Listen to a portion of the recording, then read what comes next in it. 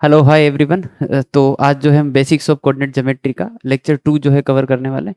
इस लेक्चर में हम क्या करने वाले हैं उसके बारे में बात करेंगे। तो angle between two lines, distance between point and line, common tangent of two circle, locus के बारे में छोटा मोटा डिस्कशन और प्रीवियस ईयर क्वेश्चंस जो अपने आरएमओ या प्री आरएमओ या इवन आईओक्यू में आए हैं ज्योमेट्री के सवाल, उनको अपन कोऑर्डिनेट ज्योमेट्री की हेल्प से कैसे कर सकते हैं, लाइंस की इक्वेशन यूज करके या एक्स वाई प्लेन मान के कैसे क्वेश्चन को सिंपल तरीके से कर सकते हैं, उसके बारे में भी बात करेंगे। ठीक है, तो before we start this lecture हम जो है सबसे पहले जो अपने लेक्चर 1 में पढ़ा है फटाफट एक बार उसको रिवाइज कर लेते हैं, है ना। So will start with distance formula. Distance formula क्या था? दो पॉइंट अपने को दे रखे हैं, एक पॉइंट है अपना x1 y1 और दूसरा पॉइंट है अपना x2 y2। तो अगर इन दो पॉइंट के बीच की अपने को डिस्टेंस पूछी गई है तो वो डिस्टेंस होती है x2 माइनस x1 का whole square plus y2 minus y1 का होल स्क्वायर का रूट। ये अपन ने डिराइव किया था, है ना। तो एक बार अपन इसको रिकॉल कर लेते हैं। फिर बात थी सेक्शन फॉर्मूला की। सेक्शन फॉर्मूला में ऐसा समझो कि दो पॉइंट अपने को दे रखे हैं, है ना, और एक पॉइंट है x1 y1, दूसरा पॉइंट है x2 y2, तीसरा पॉइंट जो c है वो इन दोनों पॉइंट के बीच में है और उनको जो है अगर m/n में डिवाइड कर रहा है तो ये जो x, y के कोऑर्डिनेट आएंगे वो होंगे mx2 plus nx1 divided by m plus n और एक आएगा my2 plus ny1 divided by m plus n। और अगर आपको याद हो तो हमने जो है सेक्शन फॉर्मूला को दो पार्ट में पढ़ा था, इंटरनल डिवीजन और एक्सटर्नल डिवीजन के लिए। ये फॉर्मूला इंटरनल के लिए है क्योंकि पॉइंट बीच में है, अगर पॉइंट बाहर होता है तो उसको अपन बोलेंगे एक्सटर्नल डिवीजन, और इसमें जो प्लस आ रहा है वहां पे माइनस कर देंगे तो उसका फॉर्मूला बन जाता है। ठीक है, याद आ गया होगा। एरिया ऑफ ट्राइंगल की बात करें तो एरिया ऑफ ट्राइंगल जो है वो अपन ने पढ़ा था कि अगर तीन वर्टाइसेस ट्राइंगल के गिवन है तो एरिया कैसे लिखा जाता है। लेट्स से तीन जो वर्टाइसेस है वो है x1 y1, x2 y2 and x3 y3।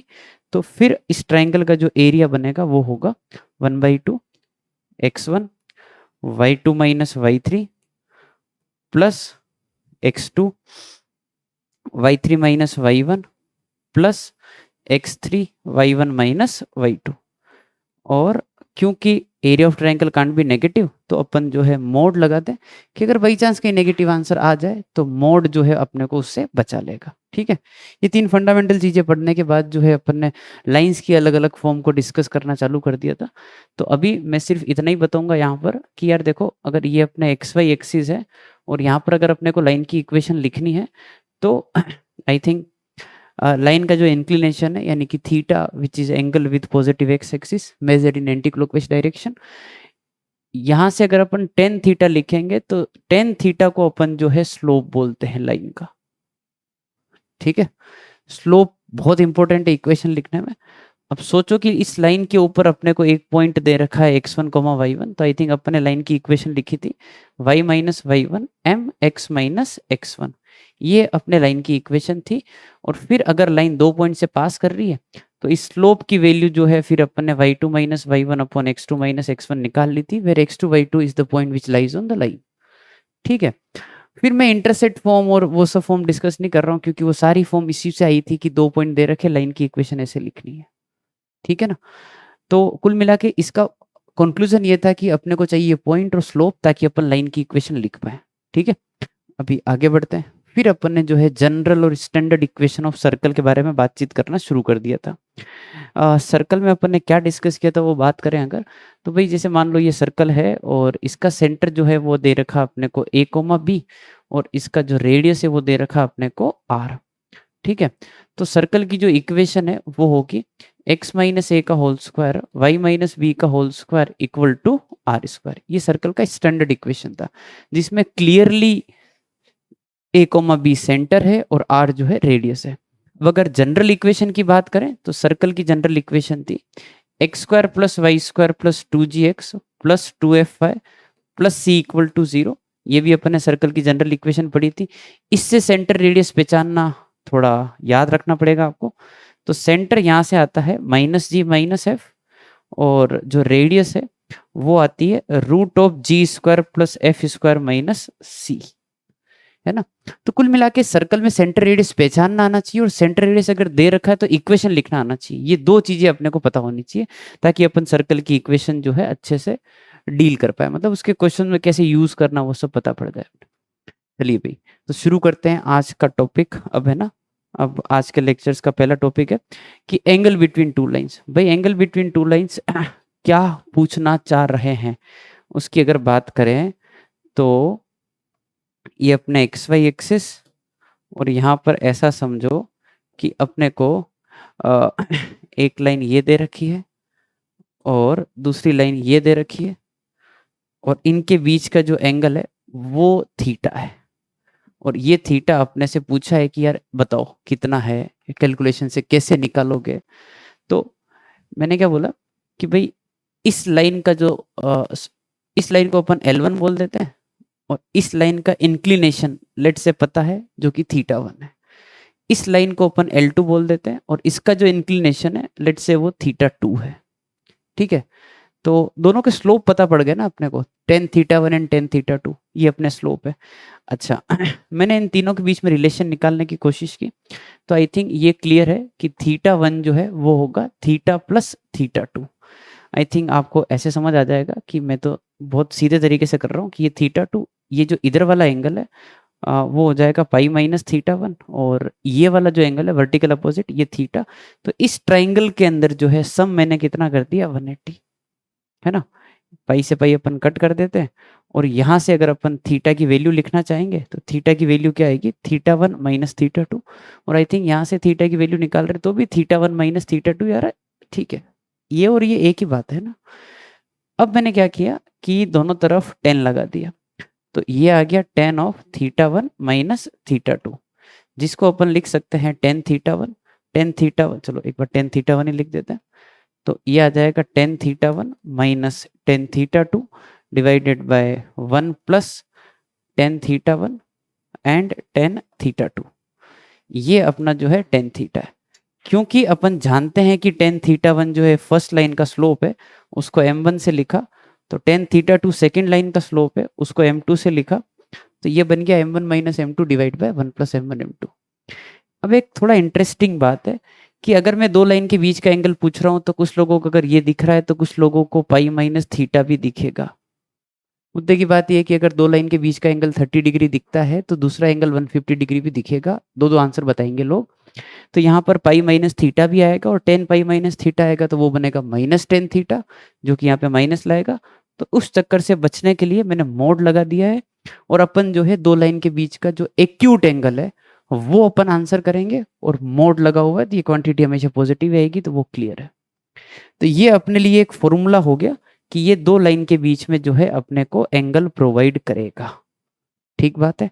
अब यहाँ पर कुछ इंपॉर्टेंट बात है ना, कि अगर line 1 is parallel to line 2, अगर लाइन 1 और लाइन 2 पैरेलल हो जाए तो उनके बीच का एंगल कितना होगा, उनके बीच का एंगल आ जाएगा अपना 0 डिग्री।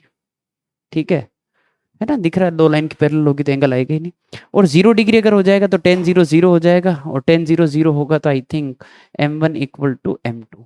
तो अगर दोनों लाइन के स्लोप इक्वल होंगे तो लाइन पैरेलल होगी, और अगर line 1 is perpendicular to line 2 then line 1 line 2 perpendicular, angle कितना आएगा 90, 90 10 90 कितना होता है इन्फिनिटी। इन्फिनिटी के लिए नीचे वाला पार्ट 0 होना चाहिए, नीचे वाला पार्ट अगर 0 होगा तो m1 m2 कितना होना चाहिए -1। ये थीटा इक्वल टू 90 के ऊपर कंडीशन है। तो इसका मतलब क्या हुआ कि एक लाइन का स्लोप अगर 2 है तो दूसरे का निकाल सकते हैं -1/2।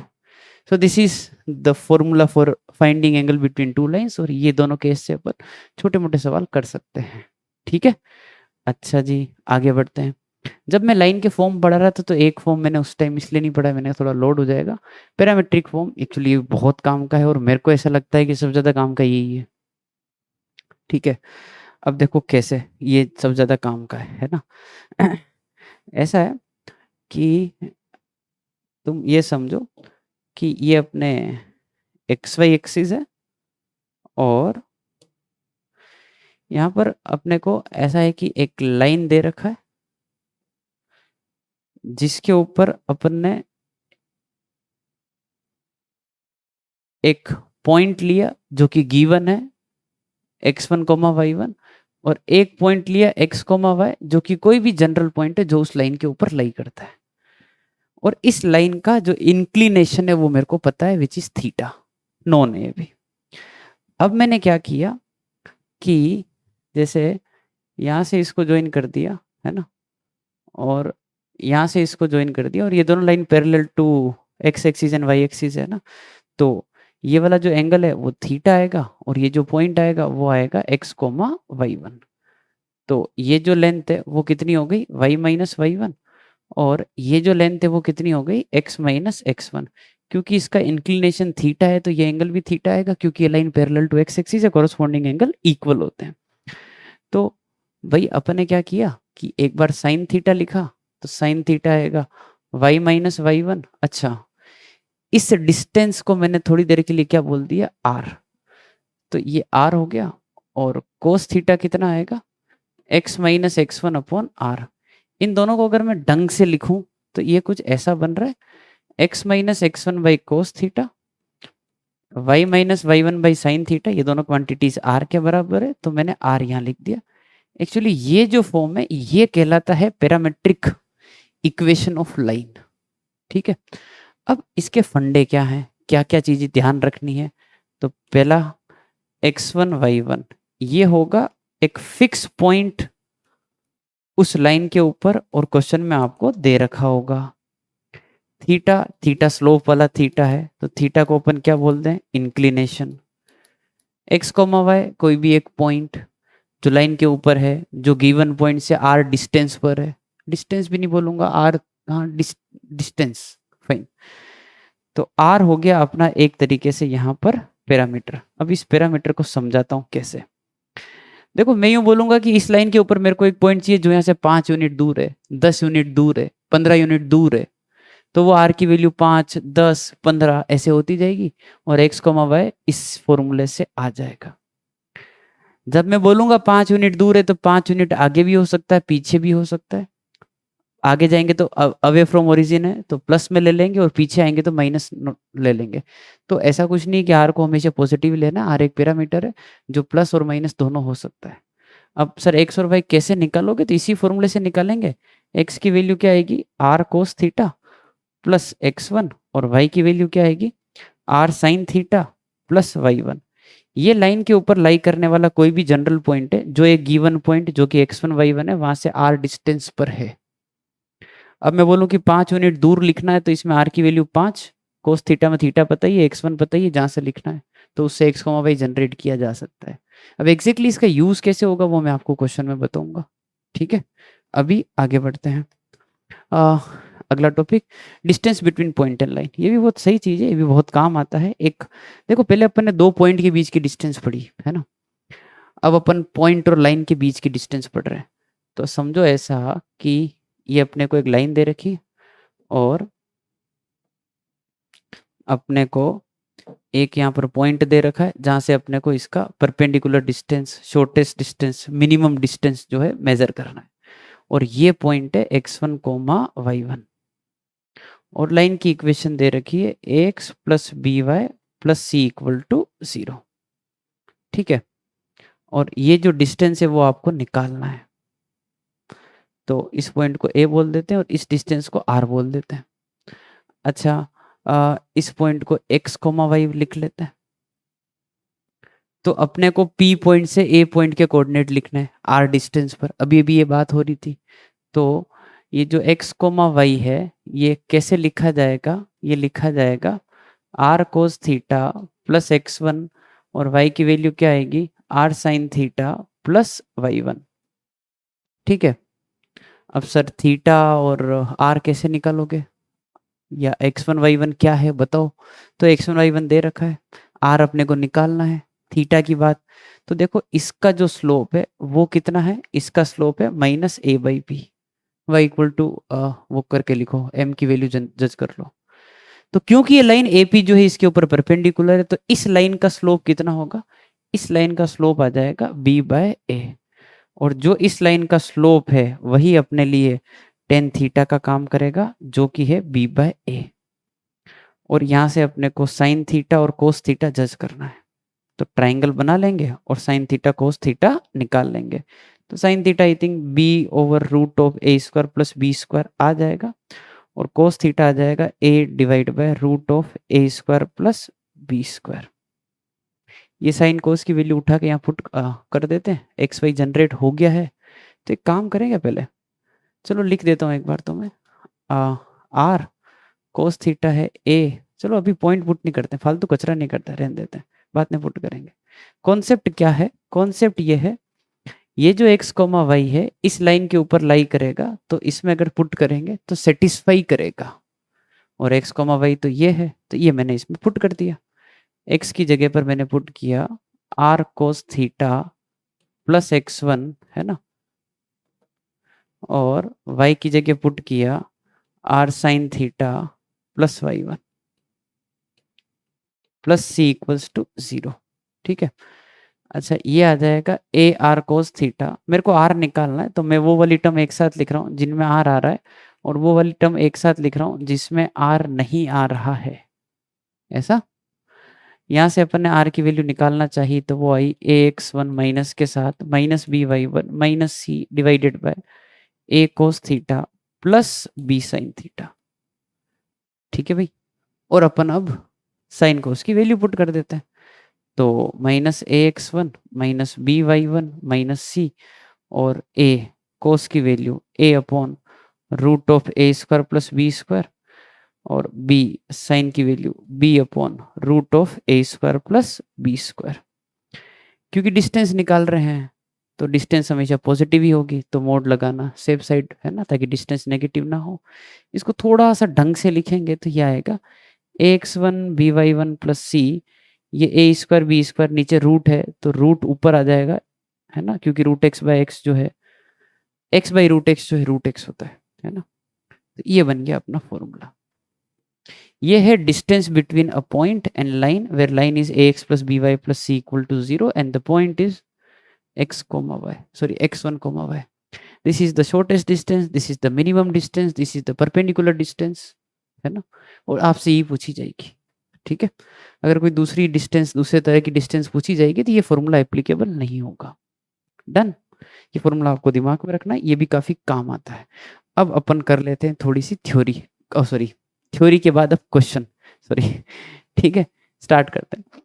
तो पहला सवाल, लाइन पासिंग थ्रू 1,0 2,1, ठीक है, 2 पॉइंट से लाइन पास कर रही है, इज रोटेटेड अबाउट 1,0 1,0 के अबाउट थोड़ा रोटेट किया है, कितने एंगल से, 15 डिग्री से।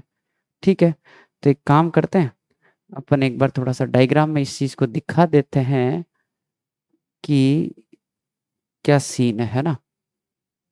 देखो ये एक्स एक्सिस, ये वाई एक्सिस, इसमें एक लाइन है कुछ ऐसे मान ली है ना। तो सीन ये है कि ये लाइन पास कर रहा है, एक तो पॉइंट है 1,0 जो कि एक्स एक्सिस पे दिखाएंगे, एक पॉइंट है 2,1 यहाँ से।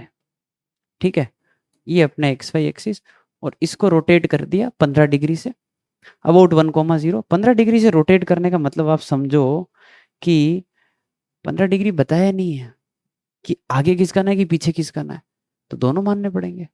ठीक है, तो मान लो 15 डिग्री पीछे खिसकाया, तो जो नई लाइन बनेगी वो बना रहा हूं कि वो नई लाइन बनेगी कुछ ऐसी, 15 डिग्री पीछे ले लो, और मान लो 15 डिग्री आगे खिसकाया है तो 15 डिग्री ऐसे आगे मान लो, इस तरीके से कुछ। ठीक है, और ये एंगल मेंशन कर देता हूं मैं कि ये एंगल भी 15 डिग्री है और ये वाला एंगल भी 15 डिग्री है। एक बार जो व्हाइट वाली लाइन जो इनिशियली दे रखी थी है ना, उसका स्लोप अपन निकाल लेते हैं है ना। तो इस लाइन का जो स्लोप, इस लाइन का जो स्लोप है वो आएगा y2 minus y1 upon x2 minus x1 which is 1, ये अपना tan थीटा के बराबर होगा। तो इस लाइन का जो एंगल विद x एक्सिस है वो कितना आएगा, 45 इंक्लिनेशन। तो सोच के देखो कि ये पूरा एंगल 45 है ना, ये वाला पूरा एंगल, ये 15 है, तो इस लाइन का इंक्लिनेशन कितना आ जाएगा, 30।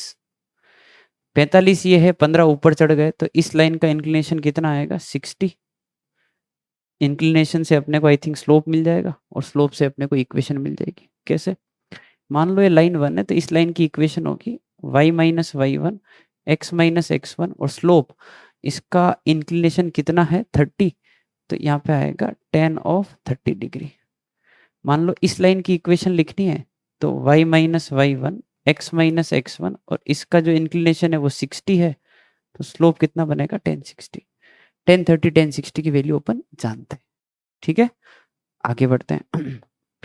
Equation of straight line passing through 1, 2 if x intercept is twice of y intercept. Intercept की बात हो रही है, इंटरसेप्ट फॉर्म लिखेंगे x by a y by b equal to 1 where a and b are the x and y intercept.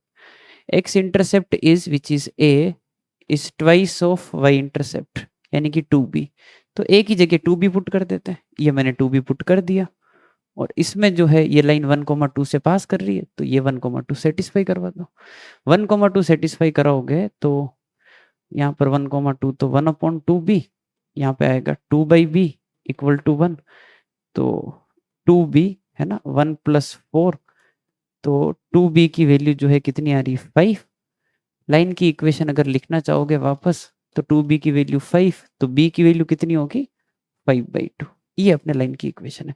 मैं सिर्फ इन छोटे छोटे क्वेश्चन के थ्रू आपको बस लाइन की इक्वेशन लिखना सिखा रहा हूँ, क्योंकि अगर आप लाइन की इक्वेशन लिखना सीख गए और अगर आप 8, 9, 10th में हो तो बहुत ही अच्छी बात है, लाइन की इक्वेशन लिखना सीख जाओगे तो आप जो मुश्किल सवाल है उनको भी जल्दी जल्दी कर पाओगे, क्योंकि 11, 12th के बच्चे तो लाइन की इक्वेशन लिखना जानते हैं। ठीक है, आगे बढ़ते हैं।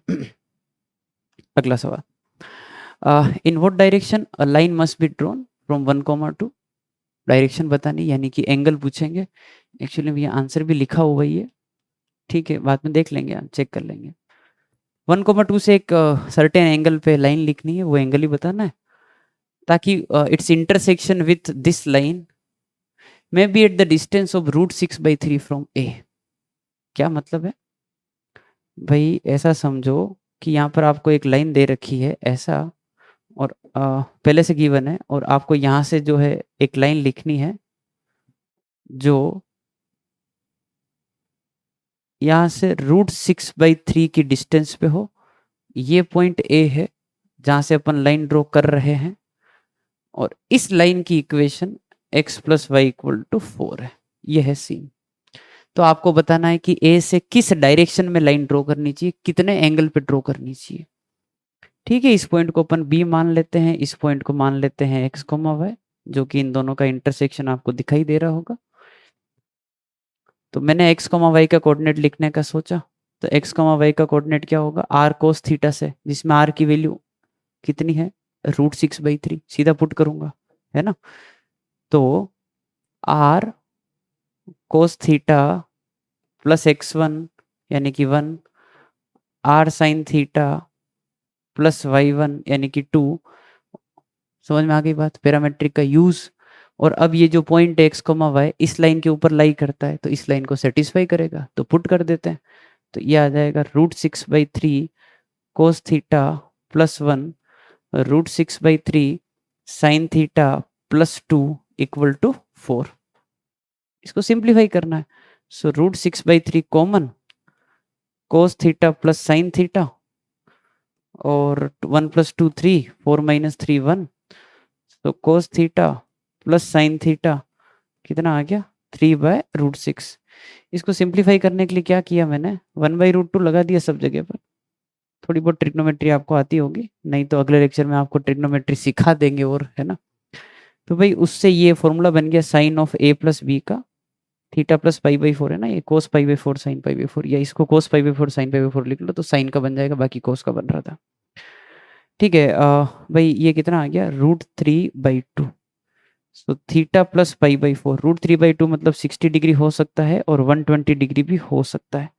तो यहाँ से अपने को थीटा की वैल्यू मिलेगी 60 - 45, 15, एक तो 120 - 45, 75 दूसरा एंगल। ठीक है, इससे आगे जाएंगे नहीं क्योंकि वो स्लोप 0 से 180 के बीच में होता है, इसलिए। ठीक है भाई, तो पैरामेट्रिक का यूज हो गया कि ऐसे अपन जो है पैरामेट्रिक का यूज कर सकते हैं। ठीक है, आगे बढ़ते हैं। एक पॉइंट दे रखा है ए, बी और सी, 3 पॉइंट दे रखे हैं एक्चुअली, है ना। Equation of median and angle bisector, median और एंगल बाइसेक्टर लिखना है। चलो ठीक है, तो इसमें अपन थोड़ा सा दूसरे के बारे में भी जान लेंगे ना, मैं बता दूंगा इसमें और भी चीजें ऐड करके। तो ये तो थोड़ा आसान क्वेश्चन है मीडियन वाला, तो ये अपने ए बी और सी अपने को दे दिए। मीडियन क्या होता है पता होना चाहिए, कि जो सामने वाली साइड को बाइसेक्ट करे, तो this D point is basically the mid point, और मिड पॉइंट में आ जाएगा 0.5, और एडी की इक्वेशन लिखनी तो 2 पॉइंट दे रखे हैं। अच्छा, तो लाइन की इक्वेशन कैसे आ जाएगी, y माइनस वाई वन है ना, x माइनस एक्स वन, और स्लोप आ जाएगा 2 माइनस हाफ अपॉन 1 माइनस 0। ये हो गया आपके एक तरीके से मीडियन का इक्वेशन। ठीक भाई, अब एंगल बाइसेक्टर, तो एंगल बाइसेक्टर में भी अपन डायग्राम फिर से बना लेते हैं। अब एंगल बाइसेक्टर का कॉन्सेप्ट क्या है वो आपको याद होना चाहिए। आई थिंक जब मैंने इन सेंटर का फॉर्मूला डिराइव किया था तब बताया था कि एंगल बाइसेक्ट तो ठीक है करता होगा, वो तो कोई काम होता नहीं है उससे, सामने वाली साइड को उसी रेशियो में डिवाइड करता है जहां से वो निकला हुआ है। कहने का मतलब ये है कि ये लेंथ कितनी है, 1 माइनस 3 यानी कि 4 और एक 5, तो √5, 1 प्लस 3 16 एंड 4 √20, √20 यानी कि 2 √5, √5 मतलब सामने वाली साइड को ये इसी रेशियो में डिवाइड करेगा। इफेक्टिवली दिस इज 1:2, √5 उड़ा दिया, तो इस सेक्शन फॉर्मूला से डी वाला पॉइंट निकल आएगा। डी वाला पॉइंट आएगा -3 + 6 डिवाइड बाई 3, 0 + 2 डिवाइड बाई 3, सो 6 - 3 1 और 2/3, है ना। ये पॉइंट आ गया अपना डी। अब ए आ गया, डी आ गया, अब इनसे अपने को एंगल बाइसेक्टर लिखना है, तो स्टार्ट करते हैं। सो y माइनस वाई वन है ना, x माइनस एक्स वन, और यहाँ पे आ जाएगा 2 माइनस 2/3 और 1 माइनस 1, होता है कभी कभी ऐसे 0 आ जाता है, यानी कि स्लोप इन्फिनिटी है, तो वर्टिकल लाइन आएगी, तो तुम ये समझो कि 0 उधर मल्टीप्लाई कर दिया, तो x माइनस 1 इक्वल टू 0 अपना आंसर है ना। वर्टिकल लाइन एंगल 90 होता है।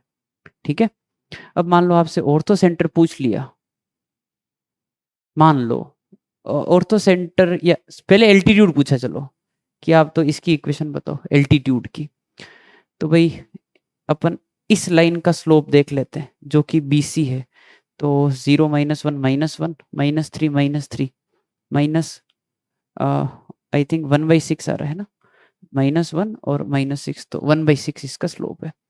ए पॉइंट क्या दे रखा है 1,2, तो मान लो एल्टीट्यूड लिखना है तो कैसे लिखोगे, 1,2 से पास होगा एल्टीट्यूड, पास करवा दिया, स्लोप चाहिए इसका 1/6 है, तो उसका कितना होगा -6, ये अपना एल्टीट्यूड आ गया। अब मान लो ऑर्थो सेंटर पूछा है, तो मैंने कहा था अप्रोच बताऊंगा, तो अप्रोच क्या होगी, एक मैंने लिख दिया एल्टीट्यूड AD, तुम इसी प्रकार से BE लिख लो, और इनका जो पॉइंट ऑफ इंटरसेक्शन है वही तुम्हारा ऑर्थो सेंटर है। मान लो सर्कम सेंटर पूछ लिया, तो परपेंडिकुलर बाइसेक्टर लिखना है, तो परपेंडिकुलर तो लिखना समझा दिया, -6 उसका स्लोप है, और बाइसेक्टर तो मिड पॉइंट वो पता है 0,1/2, तो बाइसेक्टर कैसे आएगा, 0,1/2 से पास होगा, और ये तुम्हारा स्लोप, ये तुम्हारा वो परपेंडिकुलर बाइसेक्टर का इक्वेशन हो गया। ये किसका इक्वेशन है, एल्टीट्यूड का। ये किसका इक्वेशन है, एंगल बाइसेक्टर का। और फर्स्ट वाला किसका इक्वेशन है, मीडियन का। मान लो अब तुमको ऑर्थो सेंटर समझा दिया, तो सर्कम सेंटर पूछ सकते, तो एक एक बाइसेक्टर लिखना सिखाया, ए से, ऐसे बी से, वो सॉरी एक सिखाया, ऐसे दूसरा भी लिख लो, फिर तीसरा, 2 से ही काम हो जाएगा। और सर्कम सेंटर अगर ऑर्थो सेंटर आ चुका है, सेंट्रोइड पता ही होता है, HGO 2:1 से भी निकाल सकते हो।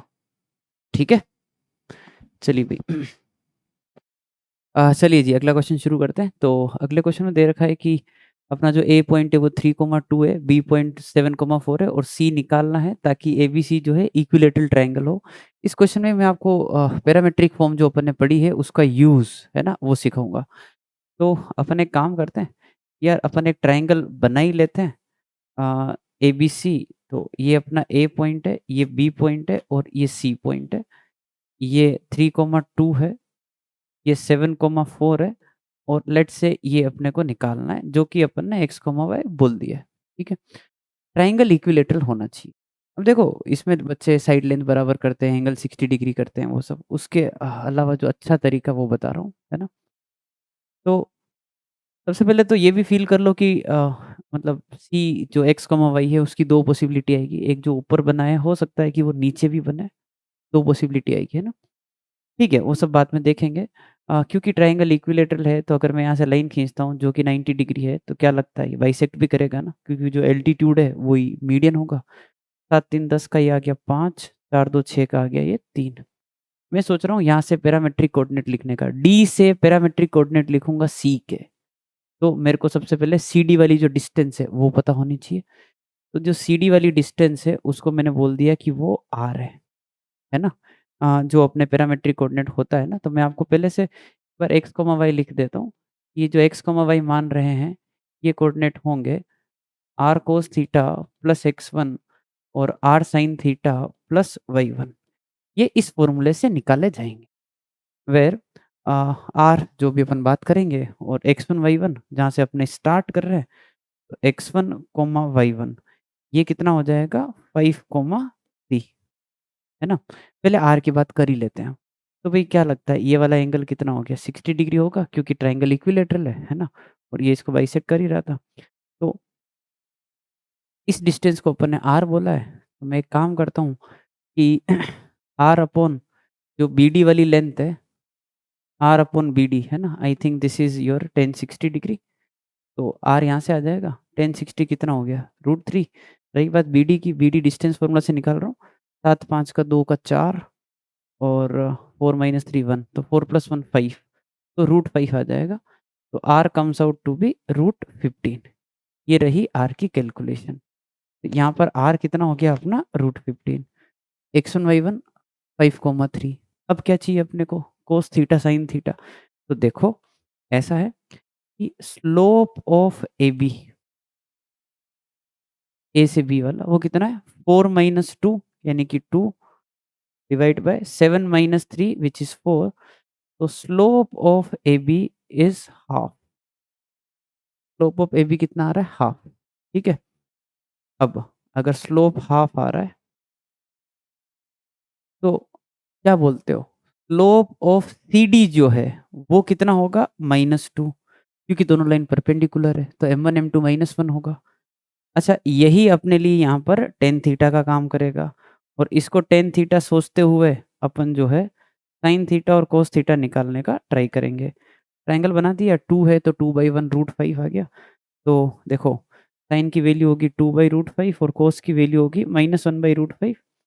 साइन नेगेटिव और cos पॉजिटिव नहीं हो सकता बिकॉज़ थीटा इज़ स्लोप वाला theta which lies between 0 to pi. तो समझ गए होंगे कि सेकंड क्वाड्रेंट में आएगा तो साइन पॉजिटिव होगा और cos नेगेटिव होगा। ठीक है? तो ये साइन cos आ गया, ये r बता दिया, x1 बता दिया, यहाँ पे पुट कर देंगे। r पुट करते हैं तो r आ गया √15, cos थीटा हो गया -1/√5 प्लस x1 व्हिच इज़ 5 और √15 sine theta that is 2/√5 plus y1 that is 3। अच्छा इससे तो x, y की एक पॉसिबिलिटी जनरेट हुई। क्या लगता है ट्रायंगल नीचे भी तो हो सकता है? सोच पा रहे हो? ये ऐसा ट्रायंगल जो नीचे की तरफ बनेगा ये भी तो हो सकता है। तो उस चक्कर में अपन ने क्या कर सकते हैं कि जैसे ऊपर जा रहे तो r प्लस में ले रहे, नीचे आ रहे तो नेगेटिव में ले लेंगे। तो प्लस माइनस एक बार प्लस के साथ लिखो, अगली बार माइनस के साथ लिखो तो दोनों पॉसिबिलिटी आ जाएगी। ठीक है ना? आगे बढ़ते हैं, अगला सवाल। Find equation of straight line passing through 0, 1 such that its perpendicular distance from 2, 2 is equal to unity। Unity का मतलब होता है 1। ठीक है? यूनिटी का मतलब कितना हो गया आपने 1। तो एक लाइन की इक्वेशन लिखनी है जो 0, 1 से पास करे सबसे पहले तो। 0, 1 से पास करने वाली लाइन की इक्वेशन मैंने मान ली कि कुछ ऐसी रही होगी। तो y - 1 इज़ mx, तो mx - y + 1 is equal to 0। ये लाइन की इक्वेशन है और अपने को सिर्फ़ अगर कोई m बता दे तो अपना आंसर तैयार है। अब इसकी परपेंडिकुलर डिस्टेंस 2, 2 से कितनी दे रखी है 1, तो 2, 2 से डिस्टेंस निकाल लेते हैं। फ़ॉर्मूला बता ही दिया आपको। तो 2m - 2 + 1 divided by m square + 1। ठीक है? इक्वल टू यूनिटी जो कि 1 है। बस। तो भई ये कितना आ गया 2m - 1 का whole square is equal to m square + 1। तो 4m square plus 1 minus 4m is equal to m square plus 1, 1 से 1 गया, तो ये आ जाएगा 3m square minus 4m is equal to 0, which implies कि स्लोप की वैल्यू एक तो 0 होगी और एक हो जाएगी 4/3। आई थिंक अपना यहाँ से वो आंसर आ जाएगा, ठीक है ना, कि 0 पुट कर दो और एक बार जो है 4/3 पुट कर दो एंड वी आर डन, ठीक है। अच्छा, अब एक चीज़ और पूछिए, equation of fit of perpendiculars. Fit of perpendiculars का मतलब है कि भाई जैसे भाई आपको ये कोई लाइन दे रखी थी जो कि आपका y-1 mx-0 था और इसमें आप जो है इसका डिस्टेंस 2,2 से यूनिटी कर रहे थे, तो ये जो है ना, equation of fit of perpendiculars. देखो फिट ऑफ परपेंडिकुलर होता क्या वो बता देता हूँ मैं आपको। भाई यहाँ से 2,2 से आपने परपेंडिकुलर डाला, तो ये जो पॉइंट है ये तुम्हारा फुट ऑफ परपेंडिकुलर है ना, फुट ऑफ परपेंडिकुलर है एक पॉइंट के रिस्पेक्ट में, ठीक है। अब फिट तो मतलब वो एक तरीके से बहुवचन है ना, तो क्योंकि दो लाइन आ रही है ना, तो भाई दो बार इसकी डिस्टेंस, मतलब एक बार तो m इक्वल टू 0 के लिए एक लाइन आएगी जिसका एक फुट ऑफ परपेंडिकुलर आएगा, फिर m इक्वल टू 4/3 के लिए दूसरी लाइन आएगी, फिर उसका फुट ऑफ परपेंडिकुलर आएगा, और उन दोनों को ज्वाइन करने वाली लाइन की इक्वेशन आपको इसमें पूछी है, equation of fit of perpendicular also. तो अब फुट ऑफ परपेंडिकुलर कैसे निकालते हो बता देता हूँ। तो जैसे मान लो m इक्वल टू 0 वाला अपन केस जो है ट्राई कर रहे हैं, तो भाई इस लाइन की जो इक्वेशन है वो क्या हो जाएगी, y-1 एंड 0 x-0, तो that is y equal to 1। तो इस लाइन की इक्वेशन होगी y इक्वल टू 1। तो उस केस में इस लाइन की इक्वेशन क्या होगी, वो होगी x इक्वल टू 2, क्योंकि ये इधर आ जाएगा ना x इक्वल टू 2, समझ गए होंगे बात को। परपेंडिकुलर लाइन आ जाएगी क्योंकि इसका स्लोप 0 उसका इन्फिनिटी और 2,2 से पास करवा दो। उस केस में इसकी इक्वेशन x इक्वल टू 2 है, तो ये जो पॉइंट है उसका कोऑर्डिनेट क्या आएगा, उसका कोऑर्डिनेट आएगा 2,1। ये अपना एक फुट ऑफ परपेंडिकुलर है, डायरेक्ट ही दिख गया। दूसरा 4/3 के लिए लाइन लिखो, फिर ये वाली लाइन लिखो जो 2,2 से पास हो रही है और इसका स्लोप 4/3 है, तो उसका कितना आएगा -3/4, फिर इंटरसेक्शन निकालो, दूसरा फुट बनेगा। उन दोनों को ज्वाइन करने वाली लाइन की इक्वेशन आपको पूछी है, ठीक है। तो मैं वो भी लिख के बता देता हूँ कि एक इक्वेशन तो ये रही, अब दूसरी इक्वेशन क्या बनेगी, y-1 4/3 x-0 है ना, और आपको किसको सोल्व करना है, जो यहाँ से पास होगी, यानी कि y-2 x-2 और -3/4, इन दोनों का जो POE आएगा है ना, वो तुम्हारा फुट ऑफ परपेंडिकुलर है दूसरा वाला। पहला वाला मैंने निकाल के दे दिया है, तो इससे और इससे जो x और y कोऑर्डिनेट आ रहे हैं, उन दोनों को ज्वाइन करने वाली लाइन की इक्वेशन आसानी से लिख पाएंगे, क्योंकि 2 पॉइंट दे रखे, लाइन लिखना है, आसान है। ठीक है भाई, तो अभी मैं इस पे टाइम वेस्ट नहीं कर रहा हूँ, आपको तरीका बता दिया है, ठीक है। तो अच्छा सवाल है ये भी, है ना। आगे बढ़ते हैं।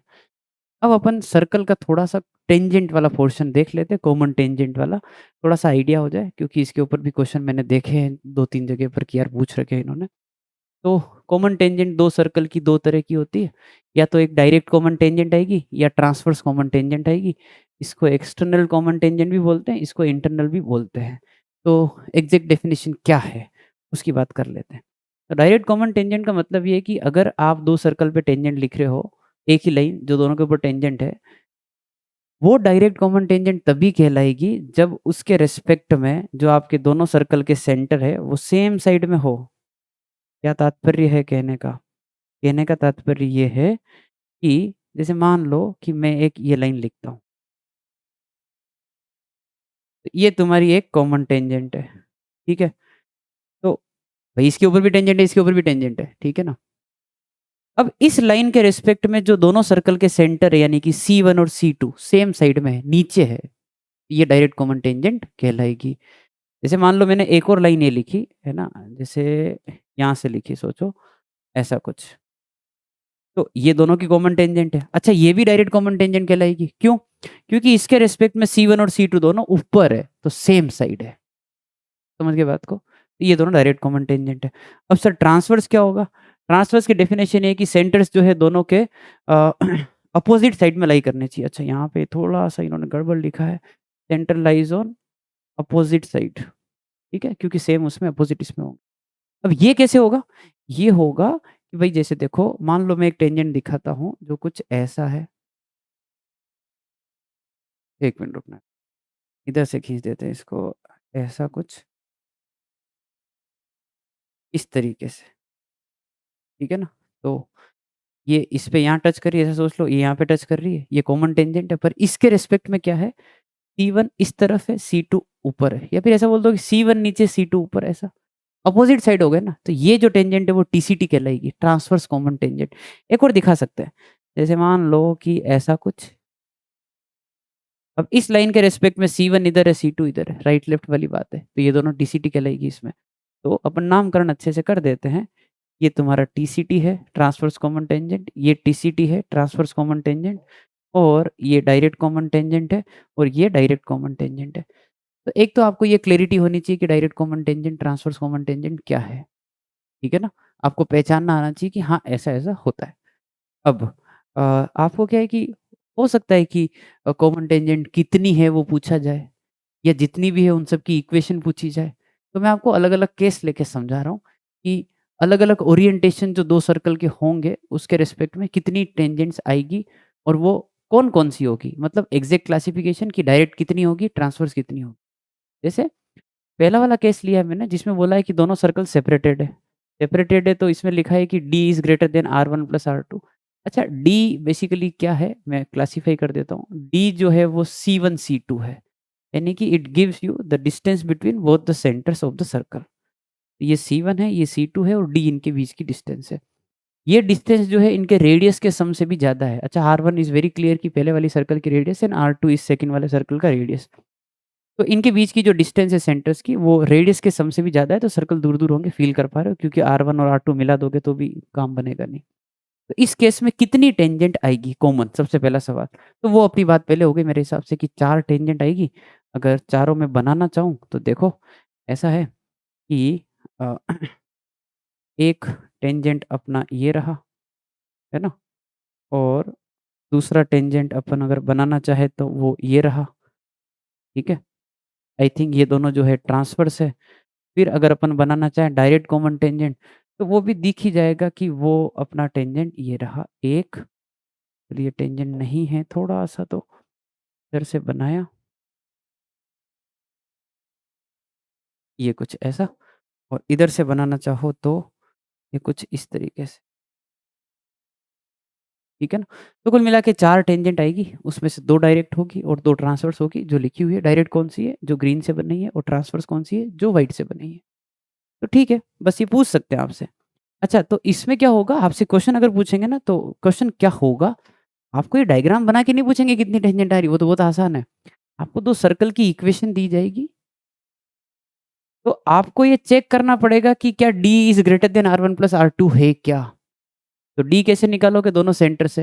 अच्छा, सेंटर तो निकालना मैंने आपको सिखा दिया, रेडियस निकालना मैंने आपको सिखा दिया। ये रिलेशन अगर मतलब होल्ड होता है तो फिर ठीक है, ये डायग्राम बनेगा और 4 आएगा। अब आगे बढ़ते हैं, तो इसमें चेंजेस क्या होंगे? चेंजेस ये होंगे कि अब जो है दोनों सर्कल टच कर रहे हैं। टच कौन-सा? एक्सटर्नल, बाहर से। तो उसमें कंडीशन बनेगी D जो है R1 प्लस R2 के बराबर है। अच्छा, D वो सेम रहेगा, है ना? D इज़ C1 C2 के बीच का डिस्टेंस, और वो R1 प्लस R2 के बराबर है, तो ये R1 ये R2 मिला के बिल्कुल सेम। तो टेंजेंट आएगी मेरे हिसाब से 3। दिख रहा है सबको? कि सर देखो, 2 तो मैं दिखा देता हूँ जो दोनों डायरेक्ट है, एक, और दूसरी ये रही अपने, है ना? ये दोनों अपने टेंजेंट हो गई डायरेक्ट। और रही बात ट्रांसवर्स की, तो ट्रांसवर्स का ये सीन है कि एक ही आएगी जो बीच में है, ये वाली।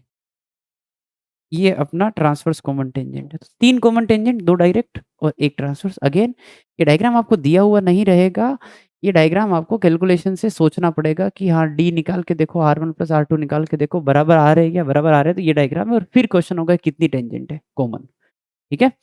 आगे बढ़ते हैं।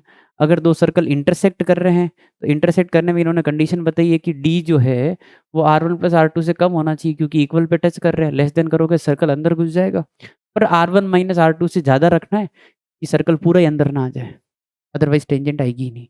ठीक है? तो इसमें कितनी टेंजेंट आएगी कॉमन? इसमें सर 2 आएगी। दिख रहा है क्या? कि सर एक तो देखो, इधर से बना देते हैं इसको।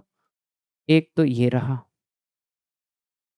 जो ऊपर से दिख रहा होगा आपको। अब इसमें थोड़ा-सा यहाँ से बना देते हैं ऐसा। एक कॉमन टेंजेंट तो ये, और एक बिल्कुल इधर दिख गई होगी आपको, है ना? ये इस तरीके से कुछ, और दोनों डायरेक्ट ही है, और ट्रांसवर्स बना ही नहीं सकते। ट्रांसवर्स इसमें आप नहीं बना सकते। ठीक है? डन? आगे बढ़ते हैं। अगर दोनों ही सर्कल टच कर रहे हैं, पर इस बार टच कौन-सा है? इंटरनल है। तो R1 माइनस R2 जो है वो D के बराबर होना चाहिए, है ना? वो दिख रहा होगा कि अगर ये C1 है, ये C2 है, तो ये अपना R2 मान लो, है ना? ये R1 मान लो।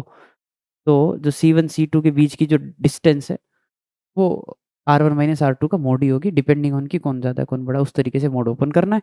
इस केस में टेंजेंट कितनी आएगी? इस केस में टेंजेंट आएगी कॉमन 1, ये वाली। और वो कौन-सी होगी? आई थिंक वो होगी डायरेक्ट, क्योंकि C1 C2 उसके सेम साइड में है। ठीक भई? डन? आगे बढ़ते हैं। अब अगर सर्कल पूरा ही अंदर आ गया, R1 माइनस R2 डिस्टेंस ज़्यादा हो गई D से, तो भाई अब तो कोई कॉमन टेंजेंट नहीं आ सकती। ये तुम्हारा C2 है, यहाँ की तुम C1 बना दो, कोई कॉमन टेंजेंट नहीं आएगी, है ना? एक की टेंजेंट दूसरे को फिर कैसे कहोगे टेंजेंट? चलिए जी, अब अपन जो है लेंथ ऑफ कॉमन टेंजेंट के बारे में बात कर लेते हैं। तो कॉमन टेंजेंट दो तरह की है, direct common tangent, transverse common tangent. पहले अपन डायरेक्ट कॉमन टेंजेंट के बारे में देख लेते हैं। डायग्राम मैंने थोड़ा सा टाइम सेव करने के लिए बना रखा है। तो अपने को ये एक सर्कल दे रखा है जिसका सेंटर C1 मार्क कर लेते हैं। ये सेंटर दे रखा है जिसका सेंटर C2 मार्क कर लेते हैं, नाम उसका। और ये इसका रेडियस अपन ने मान लिया है जो कि है R1, ठीक है? और अगर इसको ज्वाइन करेंगे तो ये जो है एंगल 90 डिग्री ही आएगा। इसका रेडियस अपन अज्यूम कर लेते हैं कि R2 है, और ये परपेंडिकुलर ही होगा, पता ही है वो अपने को, ठीक है? सेंटर रेडियस निकालना आते ही है, तो मेरे जो रिजल्ट होंगे लेंथ के वो सेंटर रेडियस की टर्म में ही आएंगे। अच्छा, अब देखो ऐसा है, length of direct common tangent, तो पहले तो ये है क्या वो बता देता हूँ मैं। ये यहाँ से जो यहाँ तक का लेंथ है, वो है तुम्हारा length of direct common tangent, और ये अपने को निकालना है। ठीक है? इसके लिए मैंने क्या किया, इसके लिए मैंने जो है एक लाइन ड्रॉ किया। आप समझो कि एक ऐसी लाइन जो यहाँ से पास हो रही है, पॉइंट ऑफ कॉन्टेक्ट बोल दो, और that is parallel to C1 C2, C1 C2 के पैरेलल है वो लाइन, है ना? तो कुछ ऐसा समझो कि मैंने ऐसा एक लाइन ड्रॉ कर दिया जो यहाँ से पास हो रहा है और C1 C2 के पैरेलल है। ठीक है? That line is parallel to this. अच्छा, इससे क्या हुआ, इससे ये समझ आया कि जो ये वाली लेंथ है ना, ये ऊपर जो लेंथ बच रही है, क्योंकि ये R2 है तो ये भी R2 होगी। समझ गए बात को? तो ये जो बचा हुआ पोर्शन है ये कितना हो जाएगा? R1 minus R2। ठीक है? और अब अपन क्या कर रहे हैं, ये जो ऊपर वाला ट्राइंगल है, यानी कि ये वाला पूरा ट्राइंगल, इसमें अपन जो है पाइथागोरस थ्योरम लगा रहे हैं। ठीक है?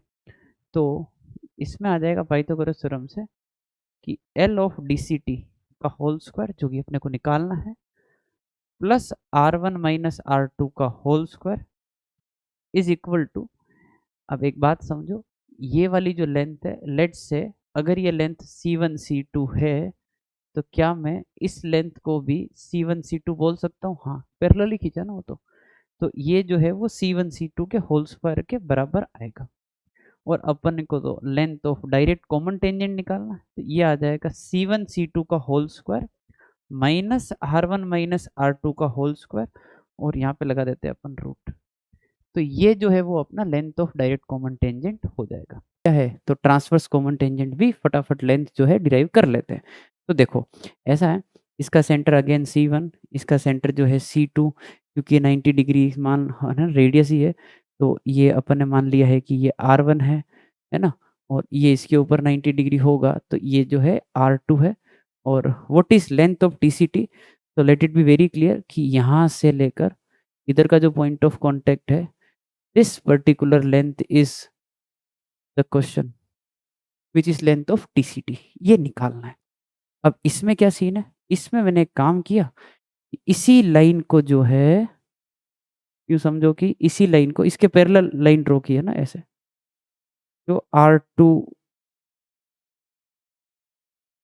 या फिर एक काम करते हैं ना, पहले है ना, ऐसे नहीं है, ये जो लाइन जो डायरेक्ट, सॉरी, जो ट्रांसवर्स कॉमन टेंजेंट है ना, उसके पैरेलल लाइन ड्रॉ की है मैंने, ऐसा कुछ जो C2 से पास कर रहा है। ये समझ में आ गया होगा, है ना? C2 से पास करती हुई लाइन जो इसके पैरेलल है। अब इसको अगर आगे एक्सटेंड करूँगा तो ये भी 90 डिग्री ही आएगा यहाँ पर, है ना? ठीक है? क्योंकि पैरेलल है ना दोनों इसलिए, ठीक है? ये भी 90 डिग्री आएगा। ये लेंथ R2 है तो क्या बोलते हो, ये वाली लेंथ भी R2 ही होगी। और अगर ये लेंथ ऑफ TCT है तो क्या बोलते हो, ये भी लेंथ ऑफ TCT ही रहने वाला है। बस, तो इस बार ट्रायंगल कौन-सा है? इस बार ट्रायंगल है C1, इस पॉइंट को भले ही अपन तो C बोल देते हैं, C1C और C2, ये डायग्राम, ये ट्रायंगल, इसमें अपन पाइथागोरस थ्योरम लगा रहे हैं। स्टार्ट करते हैं। तो पाइथागोरस थ्योरम लगाएँगे अगर, तो पाइथागोरस थ्योरम यहाँ है ना, इस तरीके से। तो मैं बोल देता हूँ एक बार, R1 प्लस R2 का होल स्क्वायर प्लस L का square equal to C1 C2 का स्क्वायर, है ना? R1 प्लस R2 का होल स्क्वायर, है ना? Plus length of transverse common tangent का whole square is equal to C1 C2 का स्क्वायर। क्योंकि length of transverse common tangent निकालना है, तो C1 C2 का whole square minus R1 plus R2 का होल स्क्वायर का रूट, ये अपना आंसर है। ठीक है? तो DCT और TCT की लेंथ जो है पूछी जा सकती है, कोई बहुत बड़ा काम नहीं है, छोटी-मोटी ज्योमेट्री है, कर सकते हैं। ठीक है? आगे बढ़ते हैं। अब मैं आपको एक क्वेश्चन बता देता हूँ कि मान लो कॉमन टेंजेंट पूछी है या स्पेसिफाई करके ही पूछा है कि डायरेक्ट कॉमन टेंजेंट ही बताओ कैसे निकालनी है, वो समझा रहा हूँ। उसका फंडा क्या है? 2 सर्कल दे रखे हैं, तो दोनों सर्कल के ऊपर जितनी भी कॉमन टेंजेंट आ रही सब निकाल के बताओ। और मैं क्वेश्चन में ये बात ऐड कर रहा हूँ कि क्लियरली बताना है कि ये डायरेक्ट कॉमन टेंजेंट है, ये ट्रांसवर्स कॉमन टेंजेंट है। ठीक है? तो अब कितनी टेंजेंट आएगी वो तो डिपेंड करेगा कि आपने जितने डायग्राम बनाए उनमें से कौन-सा डायग्राम बनेगा। तो वो तो डायग्राम बना के थोड़ी देंगे, चेक करना पड़ेगा। तो मान लो इस सर्कल का सेंटर अपन ने लिया जो कि C1 है, तो वो सेंटर कितना है 1, 3, इसका रेडियस कितना है 2, इसका सेंटर कितना है 0, 0 और इसका रेडियस कितना है 1। दिख गया होगा? तो सबसे पहले अपन निकालेंगे कि C1 C2 कितना आ रहा है। तो मैंने यहीं पे निकाला, तो C1 C2, C1 C2 9 और 1 10, तो कितना आ रहा है √10 और R1 प्लस R2 कितना आ रहा है, तो 1 प्लस 2 विच इज़ 3। तो I think this is clear कि C1 C2 जो है R1 प्लस R2 से ज़्यादा है। C1 C2 जो है R1 प्लस R2 से ज़्यादा, यानी कि दोनों सर्कल दूर-दूर है, जो पहला वाला केस है वो आ गया है। ठीक है? C1 C2 वहाँ पर D लिया था। अब उसको अपन बना देते हैं जल्दी से, है ना? स्टार्ट करते हैं। तो भई बात ऐसी है कि एक सर्कल तो अपन बना देते हैं यहाँ पर, है ना? और एक सर्कल अपन बना देते हैं यहाँ पर, छोटा सर्कल, ठीक है? और अपन क्योंकि सर्कल दूर-दूर है तो उसी तरीके से बनाना है और अब टेंजेंट ड्रॉ कर देते हैं, ठीक है? अब टेंजेंट के लिए डायरेक्ट कॉमन टेंजेंट ड्रॉ किया सबसे पहले, तो इसमें यार थोड़ा-सा गड़बड़ हो सकता है। गड़बड़ इन द सेंस कि डायग्राम बस बढ़िया बन जाए, टेंजेंट कट भी करना चाहिए ना, वो दिक्कत है।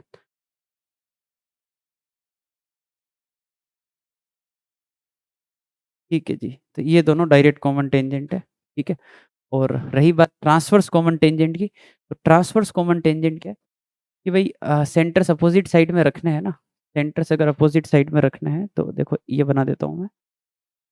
एक तो हो गई अपनी ये टेंजेंट और एक अपन इधर से बना देते हैं, जो कि है ये वाली टेंजेंट, ठीक है? तो अपने को इन चारों की इक्वेशन बतानी है यहाँ पर, अपने को इन चारों की इक्वेशन बतानी है।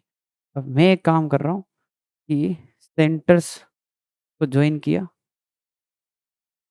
अच्छा, ये सारे जो पॉइंट हैं सेंटर यानी कि C1, C2, direct common tangent का इंटरसेक्शन, ट्रांसवर्स कॉमन टेंजेंट का इंटरसेक्शन, ये सारे कोलिनियर होते हैं। आप ज्योमेट्री से प्रूव कर सकते हैं इनको, ठीक है? तो C1 यहाँ पे कहीं C2 आएगा, डायरेक्ट कॉमन टेंजेंट का इंटरसेक्शन D लिया है, ट्रांसवर्स कॉमन टेंजेंट का इंटरसेक्शन T लिया है और मेरे को चारों की इक्वेशन बतानी है। स्टार्ट कर रहा हूँ मैं। तो सबसे पहले मैंने यूँ सोचा, कि यार देखो ट्रांसवर्स का काम चालू करते हैं। तो देखो यहाँ से इसको जॉइन किया, यहाँ पे टच कर रहा है, तो ये रेडियस है R1, थोड़ी देर के लिए वैल्यू पुट नहीं करेंगे। ये वाला रेडियस जो है R2 है, तो ये T है, तो मैं इसको थोड़ी देर के लिए M बोल देता हूँ, इसको थोड़ी देर के लिए N बोल देता हूँ। तो मैं है ना ट्रायंगल लिख रहा हूँ, ट्रायंगल P1MT और एक ट्रायंगल जो है वो है ट्राइंगल C2NT, ये दोनों जो है सिमिलर है। I hope it is clear कि एक एंगल दोनों में 90 और दूसरा वर्टिकल अपोजिट एंगल है। हाँ, सिमिलर है, ए सिमिलरिटी। साइड प्रोपोर्शनल होगी, साइड प्रोपोर्शनल होगी तो भाई ऐसा लिखते हैं कि C1T upon C2T, C1T sorry C1T upon C2T ये होना चाहिए R1/R2। बस इससे काम हो जाएगा। सिमिलरिटी दिखा और इससे मेरा काम हो जाएगा। अब कैसे होगा? देखो, ये C1, ये C2 और ये बीच में T आ रहा है और इनका जो रेशियो है वो है R1 R2 के रेशियो पर। R1 R2 पता है, R1 कितना है? R1 2 है, बहुत बढ़िया। और R2 कितना है? R2 है 1, तो 2:1 में डिवाइड कर रहा है, ठीक है। अच्छा, C1 की वैल्यू पुट कर देते हैं हम अपन। तो C1 की वैल्यू है अपनी 1,3, C2 की जो वैल्यू है वो है 0,0। भाई ये 1,3 है और ये जो है 0,0 है। इसको अपन मान लेते हैं x, y। Section formula apply किया, x की जो वैल्यू है वो आएगी 2 into 0, 1 into 1 divided by 2 plus 1, तो दैट इज 1/3। और अपन ने y कोऑर्डिनेट निकाला तो again 2 into 0, 1 into 3 divide by 2 plus 1, so that is 1, 3/3। Point आ गया आपने 1/3 एंड 1, ठीक है। तो दिस टी पॉइंट है ना, दिस इज 1/3, 1। अब ट्रांसवर्स कॉमन टेंजेंट जो है इससे पास करेगा, चाहे ये वाला हो चाहे ये वाला हो। इससे पास करने वाली लाइन की इक्वेशन लिखी, y-1 mx-1/3, है ना। अब m की वैल्यू, ये भी वही इक्वेशन है, मतलब इसकी इक्वेशन भी यही है और इस लाइन की इक्वेशन भी यही है, दोनों सर्कल पे टेंजेंट है। अपन किसी एक सर्कल पे टेंजेंट बना देते हैं।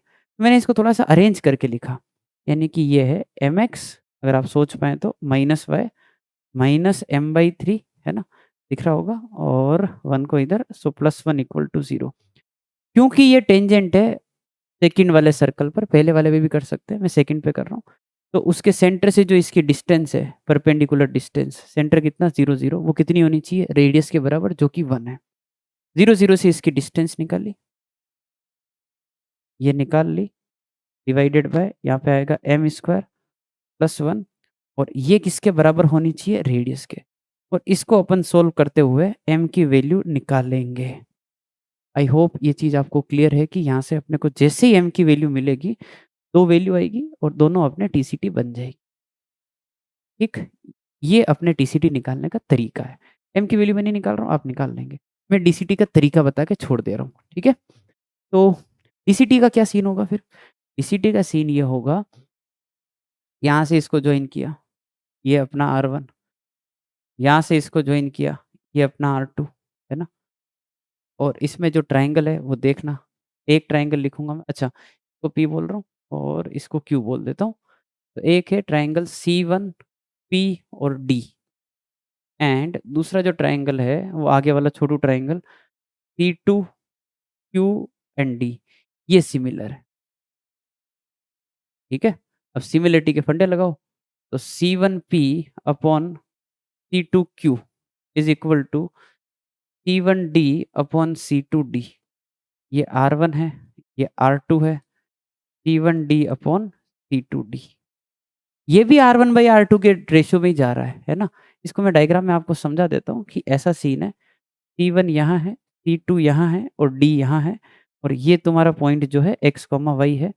ये तुमको दे रखा है कितना? 1,3, ये दे रखा है 0,0, और रेशियो है R1:R2, बट ये एक्सटर्नली डिवाइड कर रहा है, इसलिए इसका दूसरा नाम एक्सटर्नल कॉमन टेंजेंट भी था। ये पॉइंट बीच में आ रहा था ना, ये इंटरनल डिवीजन था, इसलिए इसका दूसरा नाम इंटरनल कॉमन टेंजेंट भी था, है ना। इस वो लॉजिक है इसका। तो R1 कितना है? 2 है और ये 1 है, तो यहाँ से यहाँ तक का रेशियो कितना है? 2, यहाँ से यहाँ तक का रेशियो कितना है? 1। आप x, y निकाल सकते हैं, नहीं तो अगर ये 2 है ये 1 है तो आप सोच पाओ तो ये 1 होगा। मिड पॉइंट मान के भी आप यहाँ से x, y निकाल सकते हो, जैसे कि इस क्वेश्चन में 1/3 और 1 आए थे। Once you get x, y, procedure same, उसमें भी m की 2 वैल्यू आएगी, टोटल 4 कॉमन टेंजेंट है। ये कंप्लीट क्वेश्चन है कॉमन टेंजेंट का, ठीक है? आपको कोई भी इस पे और डाउट हो तो आप देख लेना अच्छे से या आप पूछ सकते हैं कमेंट बॉक्स में। ठीक है भई? डन, कॉमन टेंजेंट वाला पोर्शन आगे बढ़ते हैं। ये कुछ बहुत ही फ़ेमस प्रॉब्लम है जो कहीं न कहीं दिख जाती है, तो मैंने सोचा कि ये क्वेश्चन भी अपन कर लेते हैं क्योंकि सर्कल टच कर रहे हैं, 2 सर्कल की बात कर रहे हैं, तो क्यों ना 3 सर्कल, 4 सर्कल की बात भी कर ही ली जाए, है ना? ठीक है? तो क्वेश्चन क्या है? लैंग्वेज में था क्वेश्चन मैंने डायग्राम बना के दे दिया है कि 2 सर्कल है, 3 सर्कल है, तीनों आपस में टच कर रहे हैं एक्सटर्नली और तीनों एक लाइन जो है तीनों के ऊपर टेंजेंट भी है। तो that is basically the common tangent to all the 3 circles. R3 निकालना है, R1, R2 आपको दे रखे हैं 36 और 9। ठीक है? सवाल क्लियर है, R1, R2 दे रखे हैं, R3 निकालना है। देखो इस क्वेश्चन में क्या होता है कि थोड़े से मतलब वही फंडे हैं ज्योमेट्री के अपने, है ना? ज्योमेट्री के फंडे भी क्या है बार-बार पाइथागोरस थ्योरम लगाऊँगा मैं, तो आप देखते रहना। स्टार्ट करते हैं। देखो कुछ कंस्ट्रक्शन अपन ने क्या किया इसको जॉइन किया एक लाइन से व्हिच इज़ पैरेलल टू ये वाली लाइन, नीचे वाली और दोनों सेंटर्स को भी अपन ने जॉइन कर दिया, ऐसे। तो आई होप कि आपको ये चीज़ समझ में आ गई होगी कि क्योंकि ये लाइन इसके पैरेलल है, ये 90 होगा, तो ये भी 90 होगा, राइट? अच्छा ये जो पूरी लेंथ है, क्योंकि ये दोनों टच कर रहे हैं ना, तो इधर 36 और ये 9, तो ये पूरी लेंथ कितनी हो गई? 45, क्लियर बात। अच्छा, क्या बोलते हो भई ये पूरी लेंथ जो है, ये पूरी लेंथ है ना, ये R1 है। इधर से ये पूरी लेंथ जो है, वो R2 है। ये जो ऊपर वाला बचा हुआ पोर्शन है इतना सा, ये R1 माइनस R2 होगा कि नहीं होगा? तो ये कितना आ गया? 36 माइनस 9 व्हिच इज़ 27। अब अपन लगा देते हैं इसमें पाइथागोरस थ्योरम, ठीक है? भाई देखो, मैं एक ये भी काम कर देता हूँ कि ये जो पूरी लेंथ है ना, इसको भी मैं 2 पार्ट में तोड़ रहा हूँ। जैसे सोचो यहाँ से यहाँ तक अगर मैं x बोलता हूँ और यहाँ से यहाँ तक की लेंथ को y बोलूँगा जो मेरे बाद में काम आएगी, तो मेरे हिसाब से ये जो पूरी लेंथ है ना? ये पूरी लेंथ तो मैं थोड़ा-सा यहाँ दिखा देता हूँ, x प्लस y होगी ना? ये x है, y है तो ये x प्लस y होगी, बस, ठीक है? तो अब अपन यहाँ पाइथागोरस थ्योरम लगा देते हैं, स्टार्ट करते हैं। तो भाई ऐसा है, पहला रिज़ल्ट क्या है कि 45 का जो स्क्वायर है that is equal to x plus y का होल स्क्वायर 45 का whole square x plus y का होल स्क्वायर और ये कितना है 27 का स्क्वायर। तो 45 का स्क्वायर माइनस 27 का square is x plus y का whole square. 45 plus 27 45 minus 27 is x plus y का होल स्क्वायर। ये आ गया 72 और ये आ गया 8 और 18 is equal to x plus y का होल स्क्वायर। क्या करें 72, 18 2 इधर निकाल लेता हूँ तो इधर कितना हो जाएगा 36 और इधर भी कितना हो जाएगा 36। ये x प्लस वाई का होल स्क्वायर है। तो x प्लस वाई की वैल्यू कितनी आ गई अपने पास 36।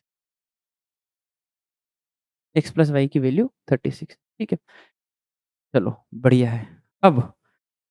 अब ये चीज़ 2 बार और करनी, 2 बार और इम्प्लीमेंट करनी, स्टार्ट करते हैं, है ना? अब अपन ने क्या किया, इन दोनों के सेंटर्स को अपन ने जॉइन किया यहाँ से, इस जगह से और एक लाइन पैरेलल ड्रॉ की अगेन ये वाली लाइन जो है इस टेंजेंट के पैरेलल है, जो कॉमन टेंजेंट है तीनों पर, है ना? तो मेरा मुद्दा ये है कि भाई ये लेंथ अगर y है ना, तो ये y होगा, ठीक है? ये y होगा और क्योंकि दोनों सर्कल टच कर रहे हैं, इसकी रेडियस अपन ने क्या मानी है R3 और ये रेडियस ही होगा इसका, इसका रेडियस कितना है ये 36 और ये 90 ही होगा, बात खत्म। अच्छा एक चीज़ और है, सोच लेना आराम से, थोड़ा भारी काम तो नहीं हो रहा है वैसे तो। ये R1 है, ये छोटू सा लेंथ R3 है, ये जो मोटू सा लेंथ बचा हुआ है, ये R1 माइनस R3 होगा, ठीक बात। अब अपन इसमें पाइथागोरस थ्योरम लगा देते हैं, स्टार्ट करते हैं। तो यहाँ से लिखते हैं R3। एक काम करूँ क्या? है ना? मैं थोड़ा-सा यहाँ पर लिख देता हूँ कि भाई R3 जो निकालना है उसको मैं R लिख रहा हूँ। R जल्दी में लिखने में आएगा, ठीक है? या क्या करें? नहीं R3 रहने देते हैं, फालतू कन्फ्यूज़न होगा, छोड़ो लिख दूँगा मैं। तो 36 प्लस R3 का होल स्क्वायर, है ना? 36 प्लस R3 का whole square is equal to y square which is this और प्लस ये आ जाएगा R1। R1 कितना है? 36 माइनस R3 का होल स्क्वायर। क्लियर है बात क्या है? वही 36 है और ये R1 36 ही है ना, कोई दिक्कत वाली बात नहीं है। स्टार्ट करते हैं? तो भई ये आ जाएगा 36 का स्क्वायर, R3 का square plus 2 times 36 into R3 y square plus 36 square R3 square minus 2 into 36 into R3। तो ये गया, है ना? ये इधर ऐड कर दिया अपन ने, तो ये आ जाएगा 4 36 R3 is equal to y square. तो लेट इट बी, जैसा है वैसा पड़ा रहने दो, ठीक है? या फिर अगर सोच पाओ तो ठीक है, थोड़ा और सोल्व कर लेते हैं। 36 इंटू 4 हो गया 144, वो हो जाएगा 12 और ये आ जाएगा रूट ऑफ R3। डन। एक बार और, शायद एक और बच रहा है, आपको दिख रहा होगा, वो भी टच कर रहे हैं ना, उधर का काम भी कर ही लेते हैं। स्टार्ट करते हैं। इसमें इसको इससे जॉइन किया सेंटर से। अगेन एक लाइन ड्रॉ की which is parallel to common tangent और ये आपको 90 दिखा होगा। ये जो बची हुई लेंथ है, ये दिखी होगी R2 माइनस R3 क्योंकि ये छोटू वाली लेंथ R3 है और ये x है, तो ये भी x होगा और ये लेंथ पता पड़ ही गया होगा, ये वाला। ये है R2 और ये R3, तो this is R2 plus R3, ठीक है? स्टार्ट करते हैं। तो इसमें पाइथागोरस थ्योरम, तो R2 प्लस R3 का whole square is equal to R2 minus R3 का whole square plus x square.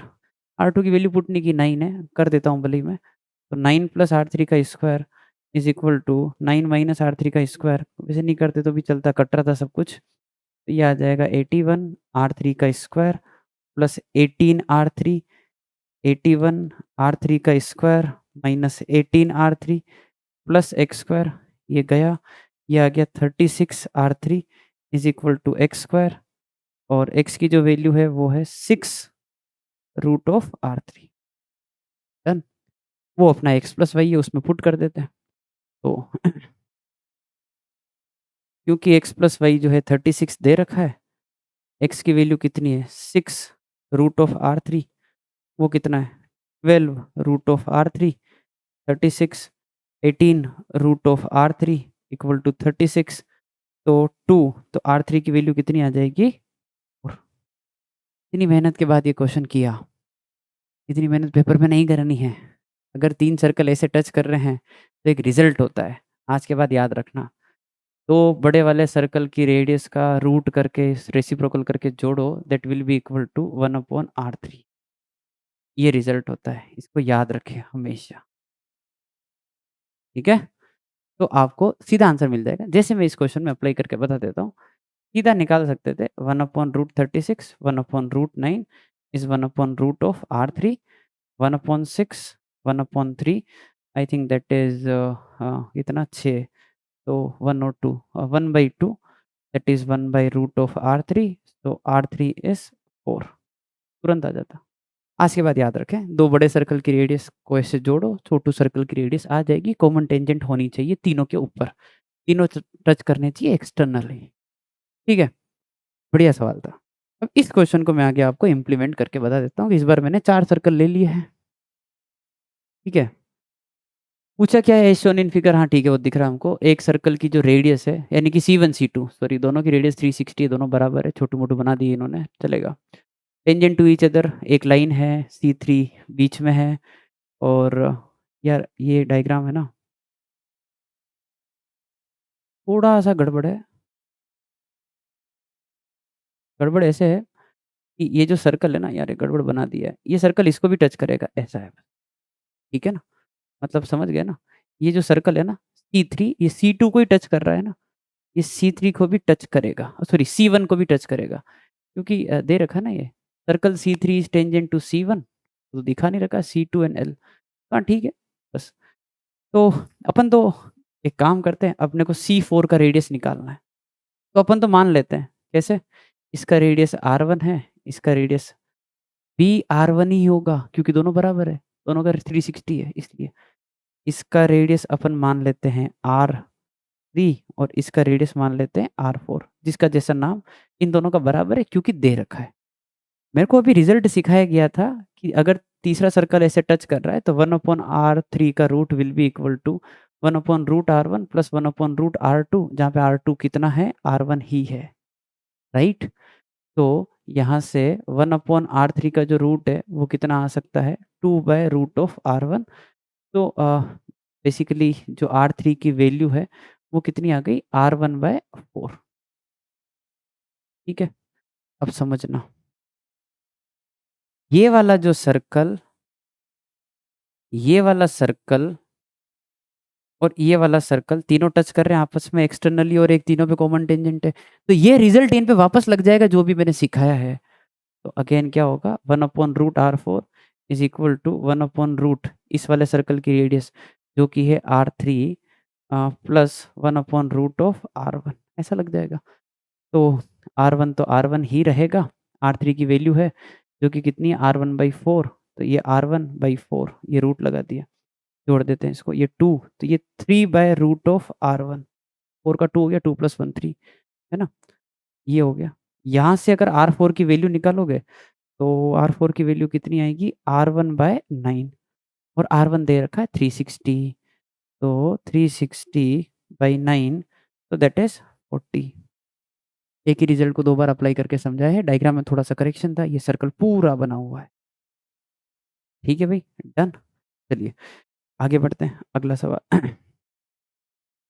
तो चलिए क्वेश्चन में दे रखा है कि एबीसीडी क्वाड्रिलेटरल है जिसमें एबी और सीडी पैरेलल है ना, और परपेंडिकुलर टू एडी है। तो मैं इस क्वेश्चन में कोऑर्डिनेट ज्योमेट्री का आपको थोड़ा-सा यूज़ करके बता रहा हूँ।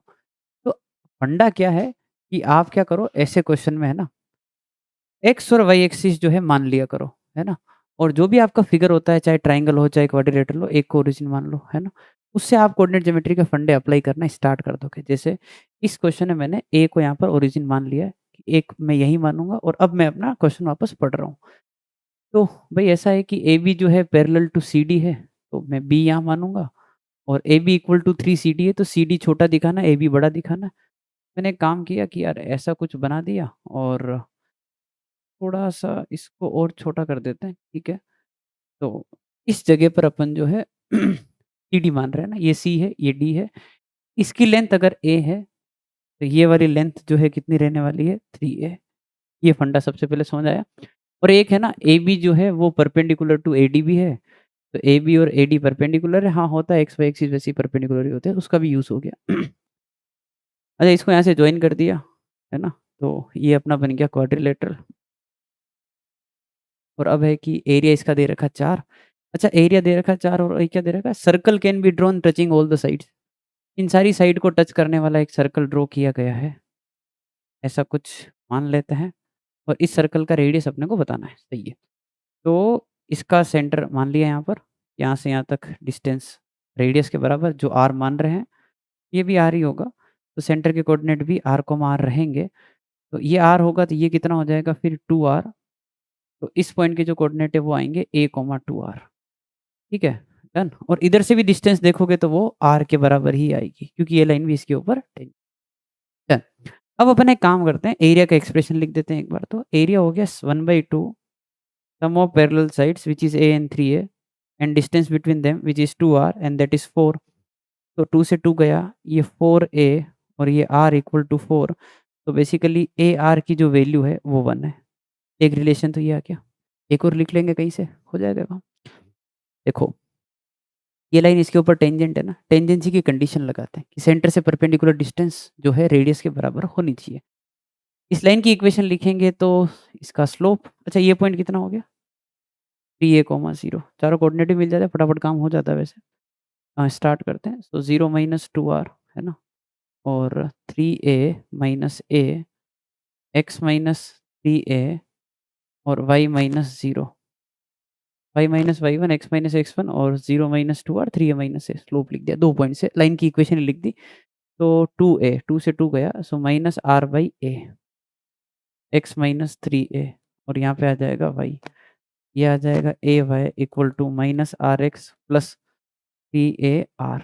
ठीक है, सबको एक साइड कर दिया, so r x plus a y minus 3ar equal to 0। R को आर से इसकी डिस्टेंस आर होनी चाहिए, अप्लाई करते हैं, r square a r minus 3ar divided by r square plus a square, है ना, इज इक्वल टू आर। देखो मतलब ये कितना है, आर स्क्वायर माइनस 2ar, और चलो ठीक है बाद में एक साथ ही करेंगे, मेरे दिमाग में आ रहा है कि मैं ए आर की वैल्यू पुट कर ही दूँ, तो ठीक है थोड़ा सा वेट कर लेते हैं। ठीक है, मेरे को आर निकालना है, ए को एलिमिनेट कर रहा हूँ, शुरू करते हैं। आर स्क्वायर माइनस 2ar में ए आर कितना हो गया 1, तो ये 2 हो गया, आर स्क्वायर और इसकी जगह पे लिख दिया 1/r का whole square, and this is equal to R. तो आर स्क्वायर माइनस 2 का होल स्क्वायर इज, एक काम करते हैं, आर उड़ा ही देंगे, तो आर ऊपर निकाल लेते हैं, है ना, और अब अपन ने स्क्वायरिंग कर दी, तो यहाँ पे आ जाएगा आर की power 4 + 1 is equal to are square, ये गया। ठीक है, और ये इसका होल स्क्वायर हो जाएगा, समझ गए क्या बात को, रूट से स्क्वायर हट गया, आर स्क्वायर ऊपर जाएगा, वो लिखा हुआ है, और इधर भी स्क्वायरिंग करने से आर खत्म। ठीक है, अब आर की power 4 minus 4r square plus 4 equal to R की पावर 4 प्लस 1, आर की पावर 4 गया, तो 4r स्क्वायर जो है वो 3 के बराबर, आर स्क्वायर जो है 3 के बराबर, तो आर की जो वैल्यू है वो होगी √3/2। ये मैंने आपके आरएमओ का क्वेश्चन में कोऑर्डिनेट ज्योमेट्री यूज़ करके बताई कि देखो कोई भी फिगर आए, ट्रायंगल आए, आप एक को ओरिजिन मान के शुरू करो, एक्स वाई कोऑर्डिनेट पे डालो, क्वेश्चन हो जाता है। स्ट्रेट लाइन सर्कल के फंडे लगाओ, कभी-कभी क्वेश्चन जल्दी भी हो जाता है इससे, है ना? कभी-कभी ज्योमेट्री का कॉन्सेप्ट क्लिक नहीं करते तो काम आता है ये फिर। एक क्वेश्चन अपन ले रहे हैं आईयूक्यूएम 2021 का। एक लाइट सोर्स है 0,16 पे कोऑर्डिनेट प्लेन में, जो लाइट को कास्ट कर रहा है इन ऑल द डायरेक्शन, वहाँ से लाइट आ रही है। अब अ डिस्क सर्कल है इंटीरियर में, ठीक है, होता ही है, ऑफ रेडियस 2 सेंटर एट 6,10, वो लाइट जो है उसके ऊपर गिर रही है और उसकी जो शेडो बनेगी उस डिस्क से वो एक्स एक्सिस के ऊपर प्रोजेक्ट होगी।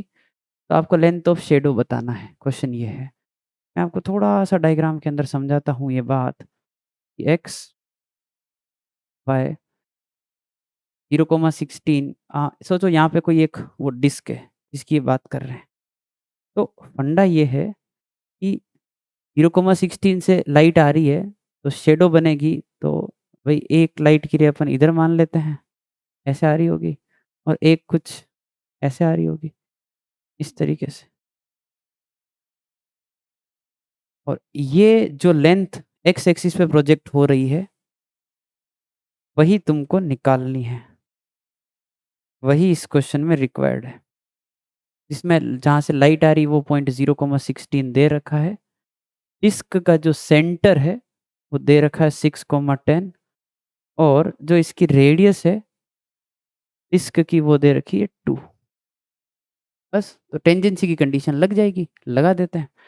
तो 0,16 से पास होने वाली line y minus 16 mx minus 0, तो ये आ जाएगा mx minus Y plus 16 equal to 0। 6,10 से डिस्टेंस, तो 6m minus 10 plus 16 divided by m square plus 1 का रूट इज इक्वल टू 2। ठीक है भाई, तो ये आ गया 6m plus 6 m square plus 1 का रूट इज इक्वल टू 2। 2 हटा दिया और स्क्वायरिंग कर दी, तो 3m प्लस 3 का whole square equal to m square plus 1, तो 9m स्क्वायर 9 और 18m is equal to m square plus 1। थोड़ा सा और देख लेते हैं इसको, तो कुछ हो पा रहा है क्या, 8m square plus 18m plus 8, तो 4m square plus 9m plus 4। बस, इससे ज़्यादा सोल्व नहीं करेंगे, ठीक है, हो गया। सोचिए, ये जैसे पॉइंट ए है और ये पॉइंट बी है, तो ए बी निकालना है ना, तो ए और बी दोनों एक्स एक्सिस पे है ना, तो वाई कितना होगा, 0 होगा। इसमें वाई की वैल्यू 0 पुट की थी, ये 16/m माइनस के साथ आएगा, तो मैंने क्या बोला, ये पॉइंट लेट से 16/m1 है किसी m की एक वैल्यू के लिए, और ये पॉइंट आएगा 16/m2 m की किसी दूसरी वैल्यू के लिए, और m1 m2 जो है इस क्वाड्रेटिक के रूट रहने वाले हैं। तो मेरा जो AB वाला डिस्टेंस है वो आ जाएगा -16/m2 प्लस 16/m1। 16 बार भले ही निकाल लेते हैं, तो ये है कि m2 minus m1 divided by m1 m2, और मेक श्योर कि आंसर जो है नेगेटिव ना है। बस इसको सोल्व करना है। तो भाई ये तो डिफरेंस ऑफ रूट में चले गए ना अपन, है ना? मैं इसको आपको यहाँ करके बता देता हूँ 16। भाई इसको क्या लिखोगे? तो लिखोगे आप m1 प्लस m2 का whole square minus 4m1 m2 divided by m1 m2, ठीक है ना? और इसका रूट लगा देंगे। तो बस वैल्यू पुट करनी है अब, ठीक है ना? इधर पुट कर रहा हूँ 16। m1 प्लस m2 कितना आएगा? -9/4, सो 81/16 माइनस 4 डिवाइडेड बाय 1, ये इसका रूट 64 है ना, और 4 बाहर हो जाएगा। 81 माइनस 64, 16 और एक 17, तो रूट 17, ये अपना आई थिंक आंसर किस फॉर्म में चाहिए अपने को? m√n, हाँ सही है, m√n, और परफेक्ट स्क्वायर नहीं होना चाहिए, ठीक है, स्क्वायर फ्री हो। 17 प्लस 4 21 अपना आंसर हो जाएगा, ठीक है? तो that's it from this lecture. बस आपको ये सीखना है कि जो आखिरी के 2-3 सवाल करवाए ना आपको, इसमें देखो कि मैंने कैसे जो है आपका क्वेश्चन एक्स वाई एक्सिस पे लिया, एक को ओरिजिन माना और क्वेश्चन करना स्टार्ट किया, फिर स्ट्रेट लाइन और सर्कल के फंडे लगाओ और छोटे-छोटे फॉर्मूले याद रखो, ठीक है? तो अब मिलेंगे अपन अगले लेक्चर, जो कि है ट्रिग्नोमेट्रिकल लेक्चर 1, है ना? उसी में। तब तक के लिए बाय बाय, टेक केयर, ठीक है?